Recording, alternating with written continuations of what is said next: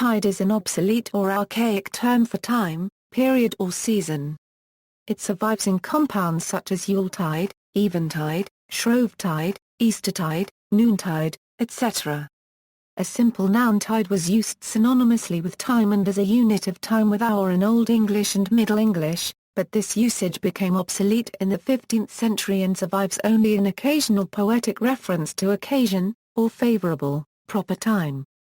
Contemporary English narrows the application of the word to the tides of the sea.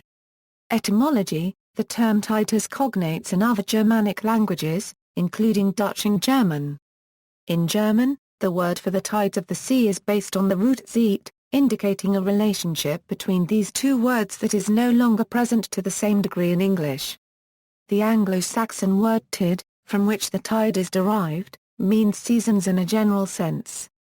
Sundials and tides, secular use: when used on sundials the tides were around 3 hours long, starting at 6 a.m. and ending at 6 p.m., the working day divided up into these 4 tides. Working people would know which tide it was through the ringing of a church bell.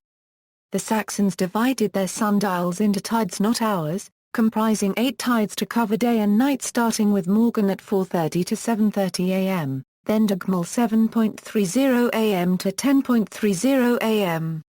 Middag 10:30 a.m. to 1:30 p.m. Ofanvith dag 1:30 p.m. to 4:30 p.m.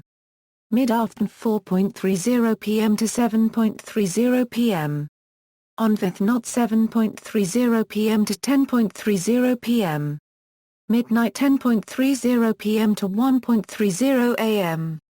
Ofanvith not 1:30 a.m. to 4:30 a.m., all of 3 hours duration. Ecclesiastical use: church sundials or horologes divided into tides are known as tide dials, and they ceased to be used after the Norman conquest. The sundial on the south face of the 7th century Bewcastle Cross is the oldest in Britain.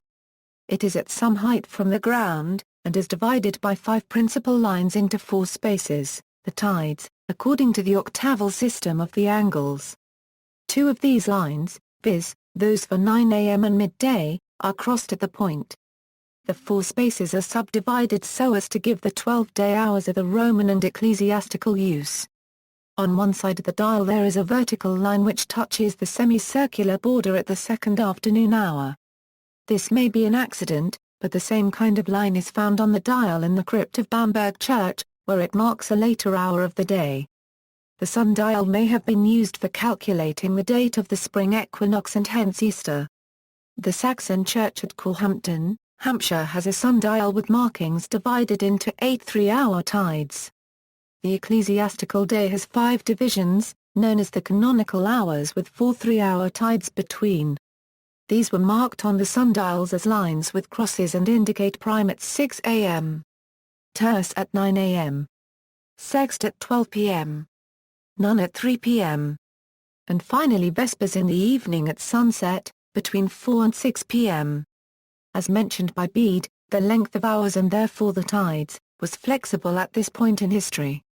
Being dependent on the length of the day is linked to the seasons. Ecclesiastics would know which tide it was through the ringing of the church bell. A perfect copy of the whole Bewcastle Cross is located in the churchyard of the Ray Romanesque church near Carlisle in England.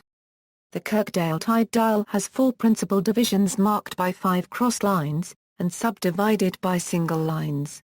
1. The line marking 1/4 of the way between sunrise and noon is an incised cross. This would indicate about the hour of 9 a.m. at midwinter and 6 a.m. at midsummer, possibly the time for prime, whilst the other lines regulated the various canonical hours.